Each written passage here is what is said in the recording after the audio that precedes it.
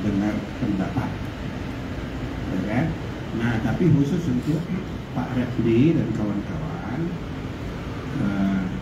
nama yang datang tadi ternyata tidak sama dengan daftar surat yang diajukan kepada kami, dan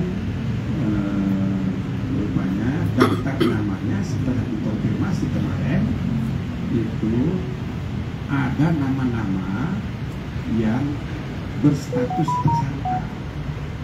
Nah, maka tadi malam kami mengadakan pertemuan rapat kilat gitu, ya, Zoom, bagaimana? Maka kesimpulannya sebaiknya kita tidak menerima yang statusnya tersangka, begitu. Supaya apa? Supaya kita fair. Ini adalah lembaga resmi, bertemu di PPIK, di belakangnya juga ada reskrim, duduk tadi ikut menjadi peserta.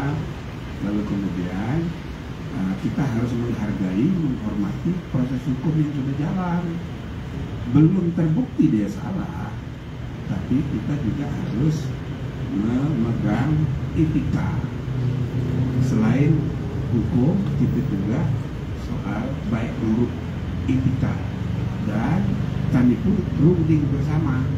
Maka kesimpulannya sebaiknya kita sesuaikan aja dengan surat, gitu loh. Jadi ini bukan undangan dari kami, tapi ada surat permohonan, yang surat permohonan itu daftar namanya ada, dan kita putuskan, kita terima karena tidak ada tadinya beberapa orang yang statusnya tersangka. Jadi sekali lagi saudara-saudara, kami sebagai Komisi Reformasi Kepolisian, kita harus memperbaiki kepolisian masa depan, tapi jangan terpaku pada kasus-kasus. Kasus-kasus itu boleh disampaikan, boleh, tapi kita tidak menangani kasus. Oke? Jadi kasus itu dijadikan evidence untuk menawarkan kebijakan-kebijakan reformasi ke depan. Jadi bukan menangani kasus. Nah, jadi kesimpulannya oke, lebih baik 3 orang itu, bahkan tadi lebih ternyata 4 orang itu kita minta tidak ikut. Tadi malam saya sendiri sudah WA ke Refli Harun. Saya sampaikan ini kesimpulan rapat itu sebaiknya nggak usah, jadi tolong dikasih tahu nggak usah datang. Nah, lalu dia jawab, wah ini bagaimana, bisa nggak? Ada ya, saya bilang jangan, itu udah kesepakatan. Itulah yang penting, you sampaikan saja aspirasi sekeras-kerasnya kita dulu. Nggak usah ragu-ragu, nggak usah takut, ngomong aja sekeras-kerasnya, pakai teriak-teriak boleh. Bicarakan bagaimana memperbaiki kepolisian dengan kasus ijazah palsu, boleh silakan. Cuma orangnya nggak usah hadir. Saya sampaikan begitu.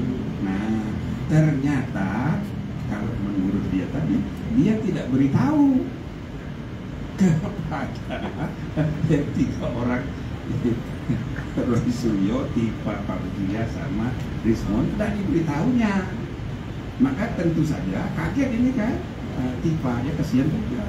Saya merasa udah lebih gimana ya.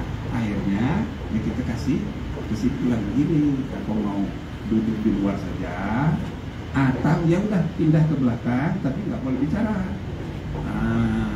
Mereka ini ya pejuang, dia kan sebagai pejuang, dia nggak mau keluar WU gitu.